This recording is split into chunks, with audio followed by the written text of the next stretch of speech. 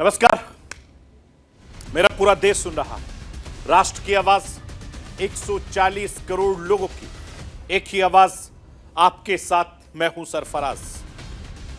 मैं सरफराज सैफी आपको बताना चाहता हूं, संसद से सांसदों के सस्पेंशन का सिलसिला एक हफ्ते से लगातार चल रहा है और इसी सिलसिले में लोकसभा के स्पीकर ओम बिरला ने सदन की अवमानना के मामले में बुधवार को एक बार फिर 2 सांसदों को सस्पेंड कर दिया।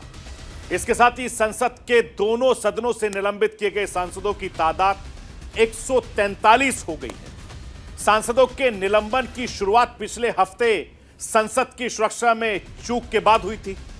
संसद में सुरक्षा चूक का यह मामला अब धीरे धीरे अपमान में बदलता जा रहा है। सत्ता पक्ष और विपक्ष दोनों कह रहा है कि लोकतंत्र शर्मिंदा है। दोनों ही अब इसको लेकर 2024 की सियासी पिच की तैयारी करने में लग गए हैं। कैसे, ये राष्ट्र की आवाज के जरिए आपको समझाने की कोशिश करूंगा। संसद की सुरक्षा में चूक और उसके बाद सांसदों का निलंबन, दोनों ही मुद्दों के साथ सरकार के खिलाफ विपक्ष की सबसे ताजा लड़ाई की शुरुआत हुई है। लेकिन निलंबन के बाद संसद परिसर में विरोध प्रदर्शन के दौरान जो हुआ, उसके बाद सत्ता पक्ष हमलावर हो गया और विपक्ष अपनी ही लड़ाई में घिर गया।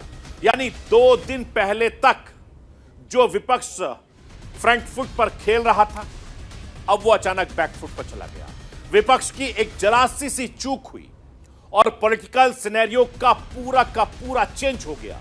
अब भारतीय जनता पार्टी उपराष्ट्रपति के अपमान का मुद्दा उठाकर विपक्ष को पूरी तरीके से घेरने में लगी है। कैसे, आज आपको राष्ट्र की आवाज के जरिए बताने, दिखाने, समझाने की कोशिश करूंगा। नए संसद भवन में सांसदों के निलंबन के मामले में नया इतिहास रचा गया है।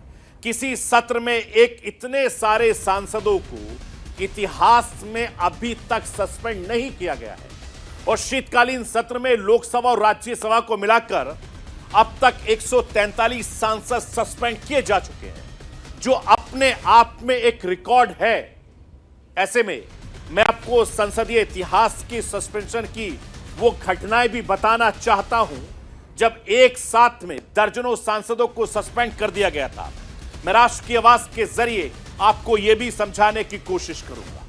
मैं अपने हिंदुस्तान के कोने कोने की आवाज को दिल्ली तक पहुंचाता हूं, दिल्ली की आवाज को देश दुनिया के कोने कोने तक पहुंचाता हूं, नेताओं की आवाज को मैं आम लोगों तक पहुंचाता हूं, आम लोगों की आवाज को मैं अपने देश के हुक्मरानों तक पहुंचाता हूं। आपकी आवाज से मिलती है मेरी आवाज और बन जाती है राष्ट्र की आवाज।